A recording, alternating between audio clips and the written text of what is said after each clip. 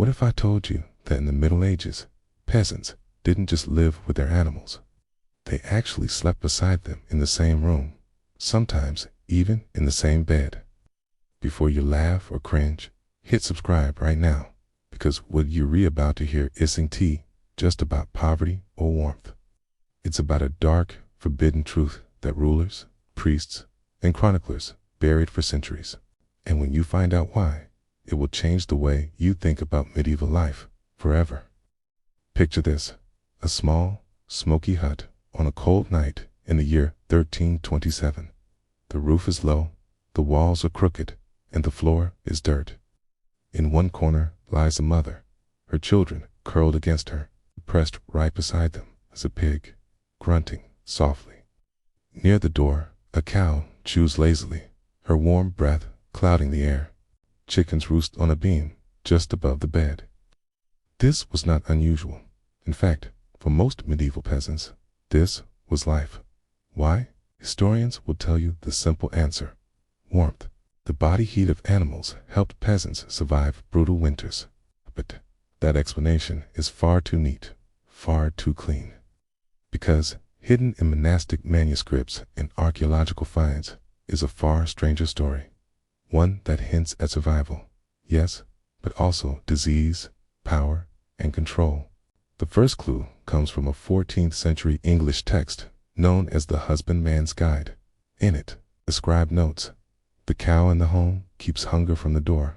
The pig at the hearth keeps the child alive." At first, it sounds like a proverb about survival, but in the margins, another hand added, "And the beasts keep men obedient." Obedient to whom? To what? Digging deeper, we find more troubling signs. Archaeologists excavating medieval homes in York discovered layers of animal dung mixed directly with human living spaces. But alongside this filth, they found charms carved from bone, scraps of parchment, and symbols of protection. It seems that peasants didn't just share space with animals, okay? They may have believed the animals guarded them from evil spirits. Some scholars suggest this was no mere superstition. The church often condemned beast magic rituals where pigs, goats, or even chickens were used in protective rites.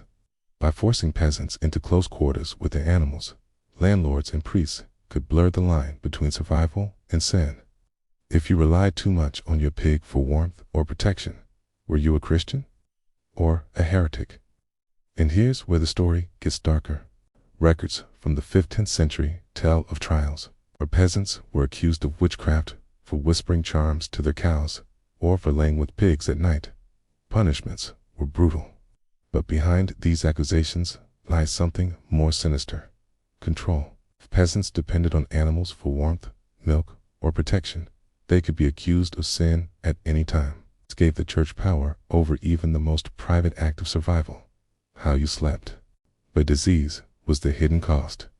Sleeping beside animals meant fleas, lice, and parasites spread freely between human and beast. The Black Death itself, the plague that wiped out half of Europe, spread partly because fleas from rats and livestock found easy hosts in human homes. And yet, curiously, chronicles from the time rarely mention this obvious connection. Instead, they speak of divine wrath. Why? Because to admit the truth that cramped, filthy living spread death would be to admit negligence and failure by the very elites who allowed such conditions. Even more shocking is a note from a Benedictine monk in 1372. He wrote, "In the hut of the peasant, the pig is his blanket, the cow his guardian, the hen his clock." But then, almost in warning, he adds, "Beware, for in their slumber, man and beast become one, and the line of nature is crossed." What did he mean? Was it merely about hygiene, or was he hinting at something more taboo? Because another suppressed manuscript, locked away in the Vatican archives until the 19th century, describes peasants accused of sharing their beds too closely with animals. The language is vague, but suggestive.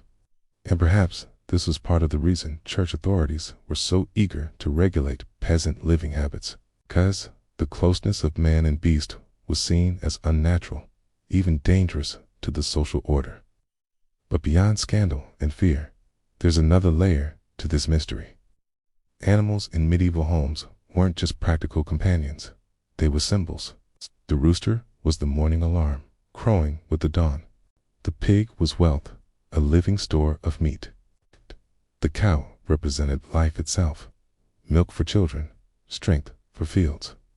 By sleeping with animals, peasants weren't only keeping warm, they were weaving their lives into a cycle of survival, one the church and nobility sought to oversee, regulate, and exploit.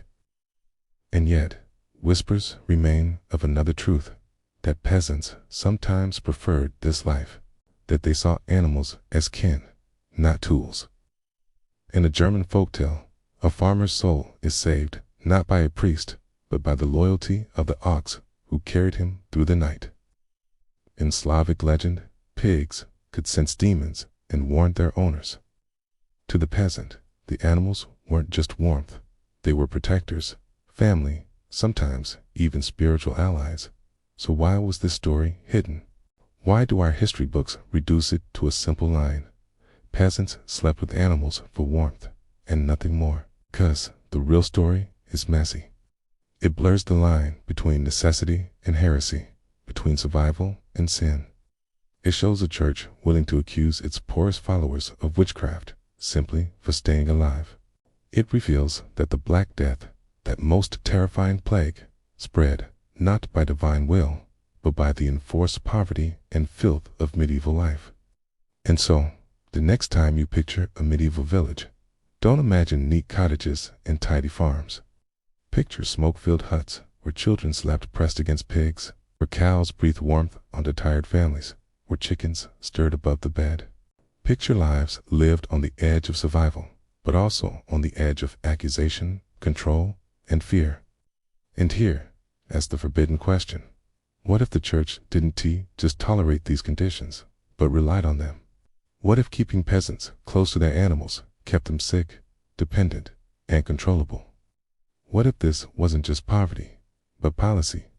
History may never give us a clear answer, but what we do know is this: when you strip away the myths, when you dig into the filth of cesspits and the margins of old manuscripts, you find a truth that is far stranger, it's far darker than anything you were taught in school. So the next time you tuck yourself into a clean bed, think of those peasants, their pigs, their cows, their chickens, and ask yourself, if history was rewritten once, even in something as basic as where we slept, could it happen again? Subscribe now, because truth, no matter how buried, always finds its voice.